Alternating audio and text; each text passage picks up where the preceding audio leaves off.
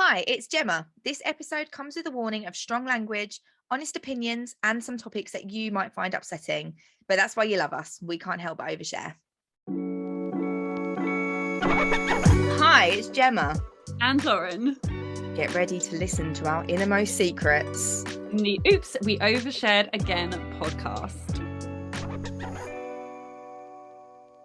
Hi, and welcome back to Oops, We Overshared Again. Today we are joined by a guest who I don't really know, so I don't feel like I'm the best person to do this introduction. Maybe I should start. Go on, you start. So we're joined by Charlotte, who is a hypnobirthing teacher and doula. In fact, Charlotte, why are we introducing you? You can introduce yourself, please. Hi, yes. So thank you both for having me on. Never done a podcast before, so this is very exciting. But yeah, you've just basically said it. I'm a hypnobirthing instructor, and I'm also a birth doula as well. Alongside that, I also do antenatal breastfeeding support, and also pregnancy and just general mama's relaxation as well. So kind of a little bit, I do lots of different packages now, but yeah, basically in a nutshell, anything that's pregnancy and birth related, I'm kind of your lady. Amazing. Love that. How did you get into that? Where did that come from? Was it through like a personal experience of yours or not? Yeah, it's always been something I've been like really quite passionate about and something that I've been quite interested about. But it was when I had my second baby. So I've got a little boy who is 6 and a little girl who's 4, and it was after my second birth, so with my daughter, that my eyes kind of got really open to just how natural and incredible birth is, and I know it isn't always that way for everybody, but just how incredible it can be. And I was due to go back from my maternity leave, and I didn't want to go back to my previous kind of like career and what I'd worked up to doing, and yeah, it was actually one of my best friends. She come across this post kind of advertising the spaces to train to become a hypnobirthing instructor, and it was almost like my calling. It was everything that I had kind of been doing for years, just with supporting my friends. But it was something that I was like, I can qualify in that. That's just going to be like easy. It's just what I do. That's what I want to do. So yeah, I stumbled across the Calm Birth School, and it was a bit of a no-brainer really. Within like a couple of days of finding that post, I signed up, and yeah, that was over 3 years ago now. So that's kind of how it all started really. And then some people weren't so lucky with the whole lockdown and the coronavirus kind of pandemic, but actually it worked out really, really well for me, because it gave me so much more time to be able to train, to be able to build up my business, and also it gave me an extended maternity leave as well. So I only went back to work for about a month, and then I was off again for about a year with furlough, which was perfect for all of my training and getting this all up and running. I had that. Yeah. I had my son in December 2019. Yeah. Mm-hmm. And then literally was meant to finish my maternity leave in January 21. Yeah. Go back to work, and then I got furloughed. Yeah. Another year. And that's when you decided to become a coach as well, wasn't it? So that's it was, yeah. And it's very similar, but not birthing, but mental health for me. Yeah. And the fact that I wanted to help people with anxiety. But I did, funnily enough, consider possibly, Lauren will tell you, I'm a massive, massive advocate for breastfeeding in a big, big way, and natural birth also in a big, big way. And yeah. I love the idea of being a doula. Yeah, it's great. I reckon a few years when I'm done having babies and they're grown up a bit, I would love to be a doula. Yeah, it is an incredible job. It doesn't even feel like a job. Like, it's crazy saying that, because what I do now for a job as such is almost effortless. Like, it's just like you're just doing your hobby, and it's like supporting women just comes, like, it's not hard work, it's just what you enjoy, it's your passion, isn't it? So well, I don't, and I mean, do you actually want to explain what a doula is? Because to be fair, until I was pregnant with Elliot, I'd never even heard of one. Okay, yeah. So a doula, just briefly, it is basically so like a birth partner. So but it's all about supporting not just a birthing woman, but obviously like a couple. If there is a couple, sometimes it is just a single person having their baby, being their advocate, making sure that they're informed, supporting them throughout. And another way to kind of describe it is a bit like mothering the mother. Do you know what I mean? Is that a good way to kind of explain? So yeah, I basically, obviously I do the hypnobirthing as well, so it gives me a really good opportunity for like 3 or 4 months, sometimes even longer, before birth, to kind of get to know the couple, to guide them right through the whole hypnobirthing course, get to know them. So then we get like a really, really good like friendship and relationship kind of going. And then I'm there basically as much or as little as they want me. But yeah, more recently it's kind of been with them throughout their labour, right through birth until baby's born. And then the postnatal doula kind of side of things is like, yeah, it isn't all about going and having the newborn baby cuddles. Obviously that is part of it, but it is all about just supporting the mum and the dad to whatever that may be. And it might not be cuddling the baby, it might be things like do like little jobs around the house, or it might be signposting them in the right direction, to whether that be breastfeeding support or tongue tie support, you know, who knows what it may be, because every situation is different. Mental health support, you know, and that's, I'm not a specialist in any of those, but I can kind of put them in the right direction to people who like contacts, etc. But yeah, even down to like little babysitting duties, popping to the shops for them, helping them with preparing meals, all sorts of different things. Who knows? You just never know. It's always different. It's all just so overwhelming, isn't it? And I guess when you're in that moment, there's always going to be something that you could do with an extra hand with, Yeah. or something that you don't know, that you need somebody to like guide you in the right direction. Yeah. It could even be something as simple as, you know, that particular mum hasn't been able to wash her hair for 3 or 4 days, and that's all she needs to do to make herself feel like so much better again. And it might be like, what, and speaking to him, letting them talk and be like, so what can I do to support you to make you feel brighter about your day?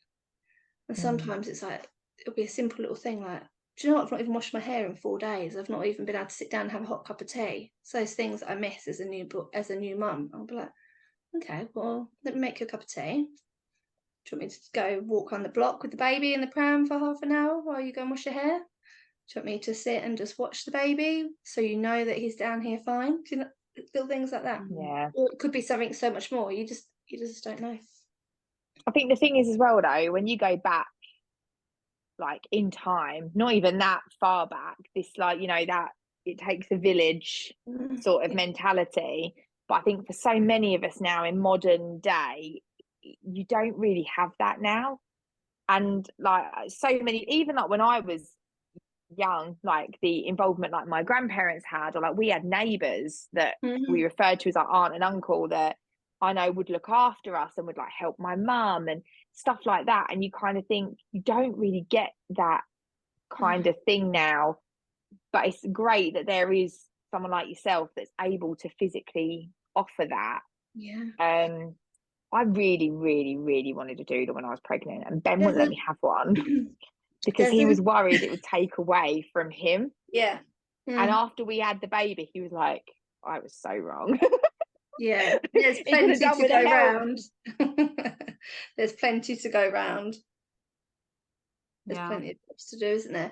Yeah, and also I do feel like there's a lot of pressure out there for like mums to be okay and not to be seen to ask for help, even though I'm all for people asking for help, obviously.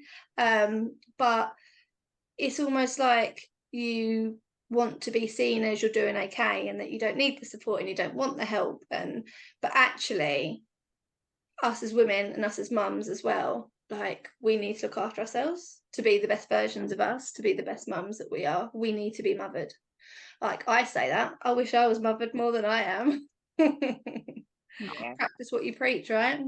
I totally agree. I think there's just so much judgment though that comes with becoming a mum in general, isn't there? Where like every decision you make, like somebody would do something different, and you're also supposed to have it all together. And if you moan about anything, you feel like that's you not being a good mum, or that it means you don't love your child because you're exhausted or whatever it is. And there's just so many things. And I think for me, so I'm 18 weeks pregnant today with my first, and congratulations. thank you. I've always had mental health, like anxiety mainly, but depression as well. And I think I'm very aware that my mental health needs to take priority going into this, because I know that I'm not probably the safest person if I don't prioritize myself. And I'm like, actually, beyond almost anything else, actually, that's the biggest priority, because my baby isn't safe if I'm not safe. And that's been like a real kind of realization for me, to have to like kind of preempt that a little bit. And I'm very like, I know it's very easy to say now, but I'm very much going into it with a whatever needs to happen, I'm kind of open to happening and just allowing it to be. Yeah, definitely.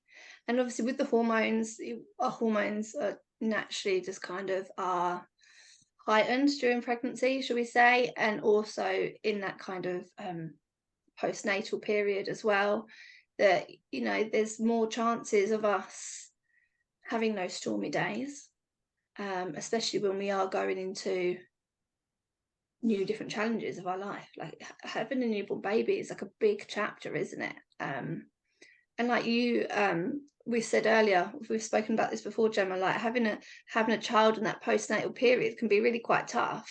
But again, sometimes it's just something that's not really spoken about too much. So, and I love that you guys speak about like anxiety and depression and all of that, because it's out there, it's everywhere. I'll put my hand up to it, like I'm on the medication for it, but it's okay. I feel like it's a lot better to talk about it than not, if that makes sense. Well, it's denial doesn't really get us anywhere, does it? No. And still, in some respects, denial is a massive factor of my life when it comes to my anxiety. Like there is a lot of stuff that I don't do that's necessarily maybe the best for my mental health, but I also think when it comes to something that's as big as this, like you just have, like if it's something that is a part of, it's going to be a part of your life probably whether or not you have it already. So it would be silly to deny it at this point, because it's going to just kind of ramp up potentially. But I think it's sensible though, like with what you're saying, Lauren, about how it's like you got to do what you got to do. And it's like you could have the best laid plans to go, I'm going to only feed my child organic, this, that, and the other, and they're never going to have an iPad, and I'm going to breastfeed and baby wear. And we can all have these like ideals. But I think when it actually comes down to it, that I think a lot of the problem with our mental health as mums is that we put this pressure on ourselves of, oh, well, I said I was never going to give my kid an iPad, or never going to let them eat anything but organic, homegrown, homemade, this, that, and the other, or I was going to breastfeed till they was whatever. And we put that pressure on ourselves that then when it comes down to it and we're falling apart, we put that ideal above our mental health, above our physical health, above everything else. And it ends up being that our baby don't get the best mum they can, which is ultimately what it's all about, isn't it? It's wanting, like you said, being the best, being healthy, not just for you, but you've got to be healthy for the baby as well now. Yeah, exactly. And as I said, to be the best version of us, we need to look after ourselves. I think, oh yeah, absolutely. I mean, I preach that all the time, like I genuinely do. But I think we can start that, like, so like for yourself, obviously, did you say 18 weeks pregnant? I think the more we kind of get that into our mindset, and the more we take that seriously before the baby is even here, the easier it's going to be able to achieve that when the baby is here. Yeah, what's really funny with me is I'm naturally, and Gemma will know this, I'm not naturally like a chill person by any means. Like I'm a massively like I like control. That's why I have anxiety. I don't like when I'm not in control. And yet weirdly, and I realize it can change, and obviously I'm very like, well, nearly halfway to be fair, but I'm very early on still. It's and I thought I was going to really struggle with that side of it before I got pregnant. But weirdly, the second I got pregnant, I've like, I don't know if it's I've joked that the baby is like the least anxious person in the world, because I've suddenly turned into the most zen, chill, don't really mind how it happens, when it happens, in what way it happens, what happens after. I don't know what, it's like I've been overtaken by some sort of monk. I'm very confused because it's so unlike me, but I'm also like super grateful for it, because even my general anxiety that I have seems to have just like disappeared slightly. That's not pregnancy related. So I'm like super grateful for it, and I'm not quite sure why it's there, but I don't really mind, because it is so nice to have that. Like I don't want to lose that. I'm glad that I think in a way it's me gaining control though by giving up control, because then whatever happens, I still feel in control of it, if that makes sense. I think it's almost a way for me to gain it, because I'm okay with any scenario. Yeah. But I don't know.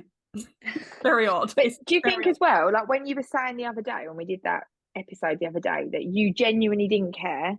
You were like, I actually don't care whether it's a boy or a girl, but I don't want to be like, oh, I think it's a girl, because I don't want to get my hopes up that it might be a girl and then be disappointed it's a boy, or vice, but not disappointed, but almost go, I think it's this. So maybe as well it might be a bit of that. It's almost like, I don't care how it happens, whether it's this way, that way, or the other, because it's also a bit easier than putting your attention on this is how I'm going to do it, because it's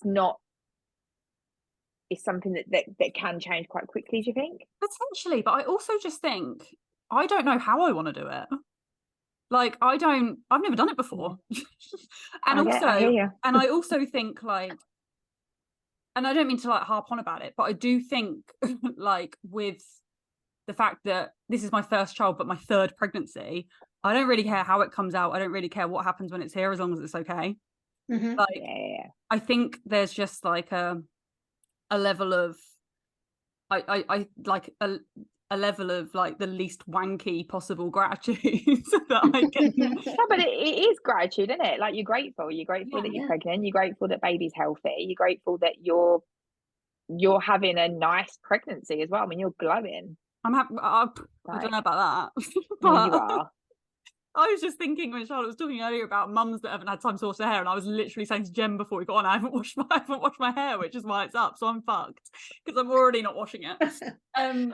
But yeah, I don't know. I am having a very easy pregnancy, to be fair. So that's good to hear. That's really nice. Are you embracing it?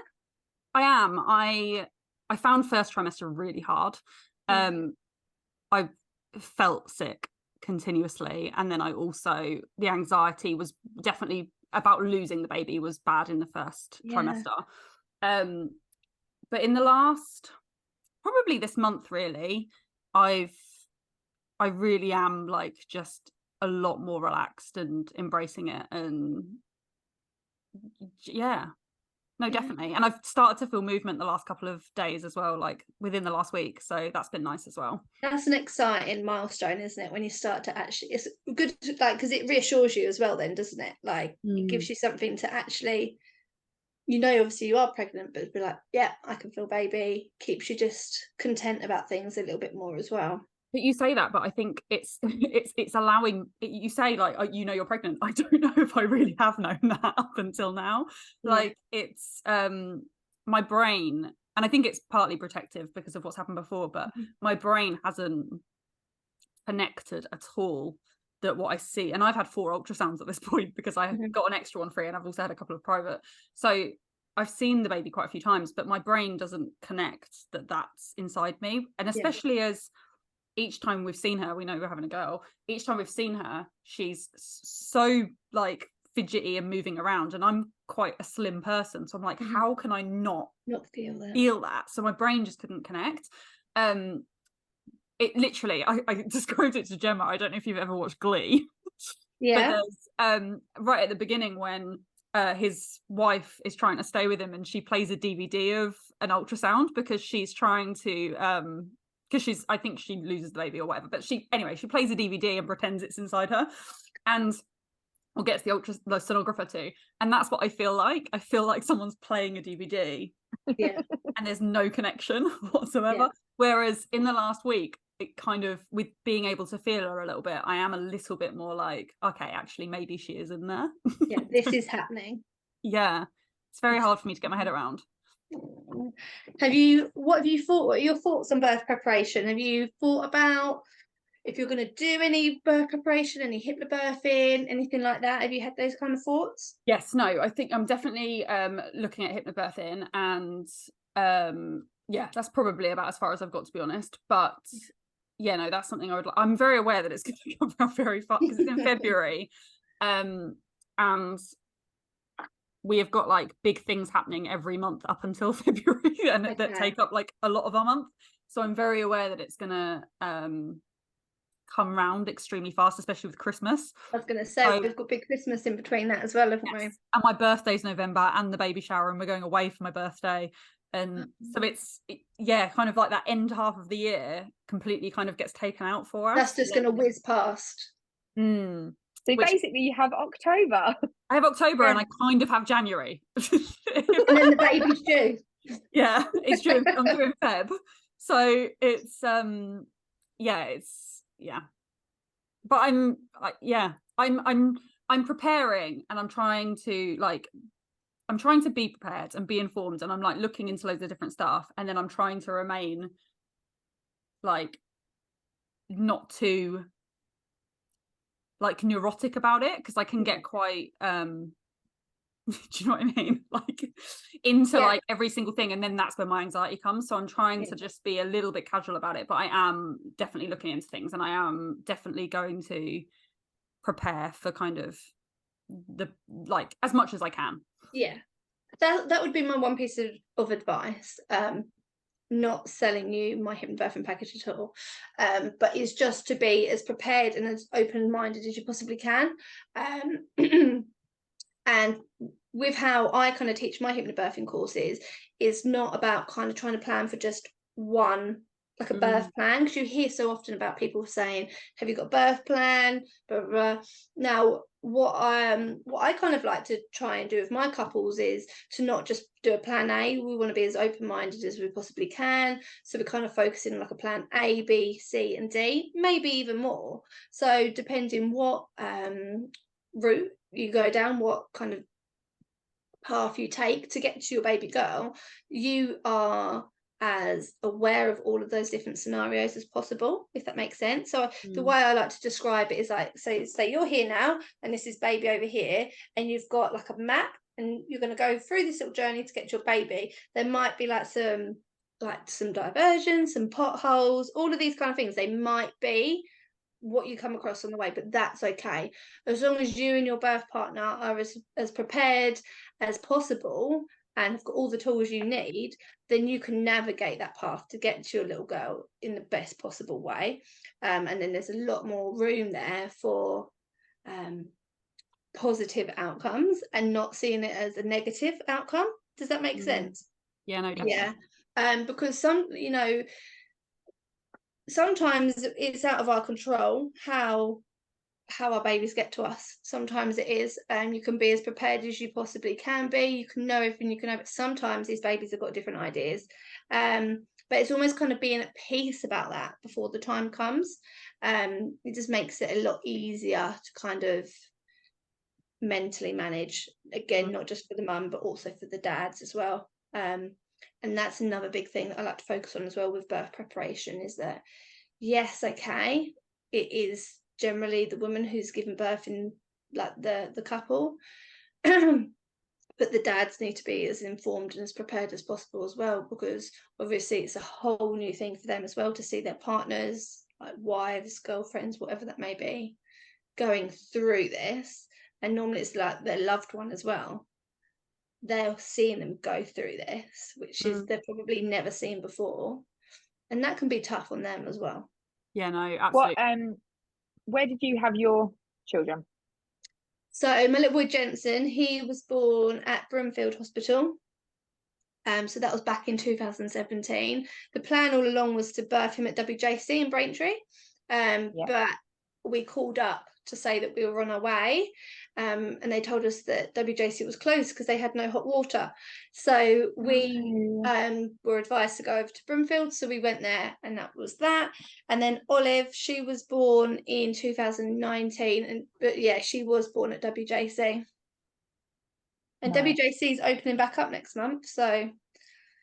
I mean, Lauren lives in Ipswich. Yeah, I'm a bit further. So although potentially Colchester. Yeah, Colchester. Colchester's be... got a lovely birthing unit over there. Yeah, I might be giving birth at Colchester. It's a conversation I'm having with the midwife at the moment, just because it skirts a few of my otherwise phobias by doing it at Colchester and not Ipswich. So potentially that's something we're looking. I don't know if I mentioned the other day. I went to ask my midwife this the other day, and my midwife 10 minutes before our appointment got called out to a home birth. So I didn't actually see my midwife when I went to my midwife appointment the other day. I saw some other poor woman that looked very confused. So I didn't get to ask her, but I was like, it's fine, I'll allow it. So I'm still waiting to hear about that. But it's completely your choice where you want to have your baby. So if you want to birth your baby at Colchester, you request that, and that's what will happen. Yeah, no, that's quite that's quite nice to know. Have you been to Colchester a few times? Yeah. I might ask you some questions after this then, because there's I'm actually on call for a birth. I'm on call for a birth at the moment. That's the plan, is for that to be a little home birth, but if plan changes, then it'll be Colchester the baby's born at. Well, that would make the podcast episode very interesting. That would. Take us with you. If my phone rings, then I've got to go. I'd be like, right, I'm putting Zoom on my phone. We're off. As Gemma wants, strap a GoPro to your head. Yeah, I will. That's what I want. That's what I want to do for Lauren. Not on my head, on Jamie, her partner's head. I mean, unless you'll let me be there. If your mum's not in the country, mate, GoPro on, I'll be there. Yeah, my mum's on a pre-booked, obviously before I got pregnant, on a pre-booked cruise the day after my due date. So it's like a very specific window that we're giving birth in, and that's it. It's fine. She's only going for 5 days, but so if she's not here, she's not here. But yeah, it's she might not be. So there you go, Gem. You can. I've said that if she's not, I didn't say a GoPro, but a GoPro would probably be better. I said I'd strap my phone to my head with FaceTime on, so that Mel can be there. But I'll be there in body, but Mel in. Well, we FaceTime. could just. I'm in crouching now on your birth, but we could all just be on the other end on Zoom. I could doula you through Zoom. There you go. That'd be such a cool podcast episode. It'll be like. I'm here for it. Gemma's thinking of the views. Literally, I'm here for the views. No, I would love that in a big way. It's very exciting. I had planned, suggested, I can't remember. I said that Lauren and I were going to get pregnant at the same time and give birth at the same time, but this has not happened. I mean, more disappointed about that than anything else. No, but it did say the same year, so you never know. Yeah, there's a lot of start of the year next year after February. Well, and Lauren's I don't know if you've listened to the other podcast episodes, but Lauren, it was a very lovely surprise, but Lauren also was not expecting to be giving birth in the start of 2024, because when we asked, do you like crystals? Yeah, crystals, right, big fan. But Lauren and I went to this what is it called, that thing we did? It was like a mind, body, spirit, something like that, right? And I said to Lauren, get a pendulum, because they're really good. So Lauren gets this pendulum, and we actually come and sat on this very sofa actually and recorded our in-person podcast, and we asked the pendulum. Lauren by this point had only been going out with her boyfriend for like 2 months. 2 months. Okay. We're like, is Gemma gonna have a baby in 2024? And it was like, yeah. Is Lauren gonna have a baby in 2024? He said, yeah. And we were like, what? And then lo and behold, literally like a week later, Lauren found out she's pregnant. I did. Oh. Yeah. So it was very much a pleasant surprise. No pressure then, Gemma. Yeah. Indeed. Yeah, I don't know. She's got a while, because I'm at the very start of the year, so she's got like a long. Yeah. I mean, we've got another 6 months, I reckon. another 6 months. And yeah, so but so my dreams of us having a joint home birth are out the window now. Yeah, that's probably not going to work out now. I'm not sure if that would calm me or stress me. You'd be fine. I'd have that relaxing music on. Yeah. I'll be running around Miss Sage, chucking crystals at you. Deep breathing. So you can't breathe in. Sort her out. I can't go. Oh, No. it is. No, yeah. Yeah. I wouldn't really sage you. Well, that would have been good. That would have been cute. But maybe in the future, you never know what might happen. Oh no, I was one and done before. I might have 2, but I ain't going any more than that. One and done. No, I love that saying. If you wait a while, I might be on the next one. True. But My old clock's ticking, love. I'm running out of time. I'm already a geriatric. How old Not are you, quite. Gemma? You're not, are you? not quite. Surely You not. will be. You will be. No, I am already. Are you? Yeah. I thought you were this next birthday. Yeah, but it's if you give birth. Yeah, So that's what I mean. I'm You will. 35 in January, but yeah. That's crazy, isn't it? 35 still seems so young now. I think so anyway. It does. I think I'll be 32 when I give birth, and even that, it's madness that it's considered at the top end of the scale. It's just mental. I know. It is madness. Yeah. And that's where I think I look at, like, not that it's all down to that, but in those moments where I'm like shit, I've got to like look after a child and like raise a child, I'm like, people do this like 10 15 years younger than me, like, and older as well. And I'm Yeah. just like I yeah, but even just like my mum was 21 when she had me, and I think I've got 11 years on her and what I've learned in the last 11 years about myself and about like life is huge. So I think that just like it fills me with a little bit of confidence that I can maybe, and also I have Google. She didn't. Google, yeah. But do you not also feel, I look at myself and think, mate, I couldn't look after myself at 21. I would not have coped looking after a child. I know. I mean, yeah, that would worry me. At 21, being a mum would be a concern. I mean, I was a fresher, so it wouldn't have been ideal. No. So on the subject of ages, last year, I had my youngest client and I had my oldest client do their hypnobirthing courses throughout the same month. My youngest client was 14. That's the youngest I've ever had, and my oldest was 41. And it was, I mean, they were both great clients and they both went forward and had positive births, but it was really interesting, like, to be the because they could have been mother and daughter. Exactly that. And Easily. it was always that in the mornings I'd have one of them in the evenings I'd have the other, and it was like just thinking about the ages, was that actually this could quite easily be mum and daughter here. And yet they're both coming in, like they're both having their first time babies.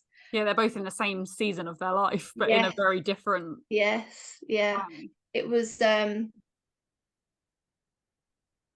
interesting. I found it so interesting. I loved, but both the energy from them both and the passion about wanting to be, you know, educated. Both were looking forward to birth. It was just, it was great. I loved it. It was just, I don't think I'll ever have a client who's younger, and I don't think I'll probably have a client who's much older than that at the same time again. It was, I love it. But also I will add on to that I was really, really so, I don't know what word to use here. I just loved that even a lady of the age of 14 had taken it upon herself and had done her own research and knew that she wanted to do hypnobirthing. That I thought was great, because I was like, actually, for these younger ladies now who are looking into childbirth and everything, they're seeing it with a positive attitude, you know, because not just that, I ain't being funny, 14, man, like that's, for the fact that you're taking responsibility for the fact of, I mean, that actually shows maturity. That's exactly way beyond someone double her age. Oh, 100%, yeah, 100%. And I thought, do you know what? I'm just so pleased that hopefully this generation, like the generation of like people who are having babies, you know, because people do start their families early, like, and there's nothing wrong with that. But we're seeing that they're starting to take birth seriously, and they want to learn about it, and then hopefully that can help to take so much fear away from it all. I was like, yes, like, absolutely, I loved it. And she was a very clued up, very switched on 14-year-old, I must admit, as well. I do wonder, with both opposite ends of the scale, with the older mum and also a younger mum, I do wonder if there comes obviously that pressure we were talking about earlier about having to do things or feeling like you have to do things right and do things in a certain way. I wonder if that on both ends of the scale massively gets heightened as well, though, because everyone's waiting for the 14-year-old to fail, and everyone also is probably waiting for the 41-year-old to fail and struggle. And there comes this like added, no, like, screw you, like, I can do this. And I wonder if it does kind of almost like amp them up a bit to kind of maybe care more than, not care more about the situation, but like research more than like a 26-year-old would. Quite possibly, yeah, quite possibly. I think it's gorgeous. I think hypnobirthing's amazing, to be honest with you. Yeah. You had such didn't you? I did. Because of hypnobirthing, for sure. Yeah. I'd like to get into schools. Like, I'd like to get into schools like that last year of high school and talk about the science side of things. Not to kind of promote young pregnancy and starting families young and all of that, but more just to educate people, like the boys as well as the girls, that actually birth isn't something to be fearful of. Like, it genuinely isn't.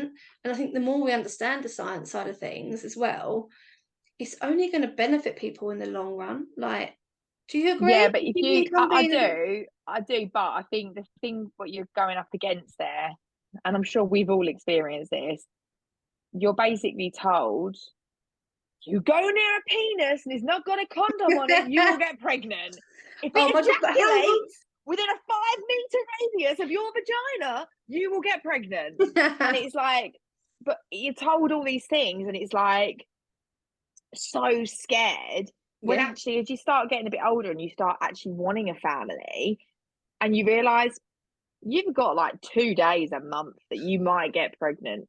And even then, it is not guaranteed. No, yeah. And it's like, what you actually find out is it's not, maybe when they're younger, like when you're a teenager, you can maybe have a bit of sperm 3 meters away from you and fall pregnant. But especially when you get to an age where most of us do in like their 20s and 30s that we want to start a family, it's actually that you need to be like, you know, the moon's got to be just aligned with Jupiter, and you've got to be standing on one leg with a hat on. Do you know what I mean? Though it has to be so specific, doesn't it? Yeah. And for so many of us, it's not a case of the first time we have unprotected sex we fall pregnant. No. But it's trying to strike that balance between younger people who do have this incredible fertility against not wanting them to kind of feel complacent with that, but also not wanting them to fear it. It's interesting though, because I do think, obviously it's been a long time since I was at high school, but we were the first year, I think, where we had STI tests at sixth form, like there and then in sixth form. And so obviously that was treated as though we had not used a condom. And that was very much like the thing. And it was a fucking nightmare because all the boys were just flying pots of piss around the room. But it was because it was just like 100 kids all doing STI tests at the same time. But all these girls in the bathroom with a swab and all the boys pissing in a pot. But it was but that was very much, it was probably, I think it was because it was the first year they were able to do it, like not like it was the first time it was kind of more like a, you know, at home job. But it was nice because it wasn't like they weren't being ignorant to the fact that people were probably having sex, and we probably weren't all being that sensible, which was quite nice. Like there was kind of other conversations that were had in it. But I remember like learning about childbirth in terms of like the science of how a baby is formed and comes out of you, but not. So it's not like it's like a non-talk topic in that sense. Yeah. It's just, even in year 6, I remember that we did periods and we did birth and we missed the entire middle section. So I was 6 when my mum was pregnant with my youngest sister, and my mum had a book, and it showed birth in graphic detail, and showed, go for this book, and it had a woman on her back, legs akimbo, crowning, and showed the baby being born. And I remember at 6 years old thinking, fuck that.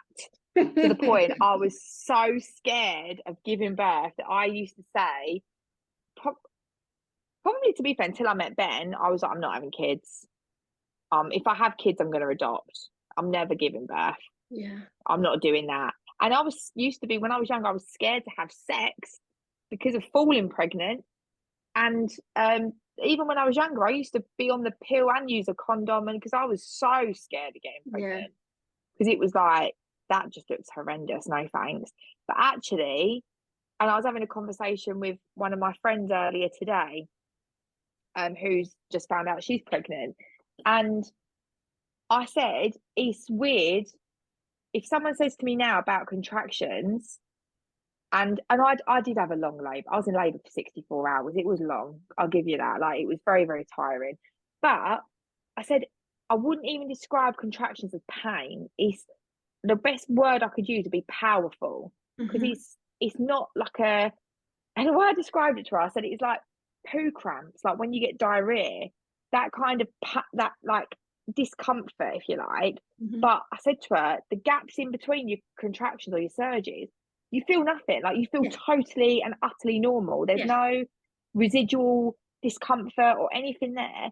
And then another one will come and it's like, ugh, and then it goes again. You're like, okay, right. And I said, and I was sleeping in between mine because I was so tired. And but I think it's very difficult, isn't it, to describe that to people, because there's this fear. And when you watch the telly, it's a woman laying on her back with her legs up, being told to push, and screaming and swearing and grabbing the dad and going, oh, I fucking hate you, and all that stuff. But it's not like that in the slightest, is it? It's because those programs are also dramatized, aren't they? I don't think mums help either, though. No, my mum, the way she tells my birth story,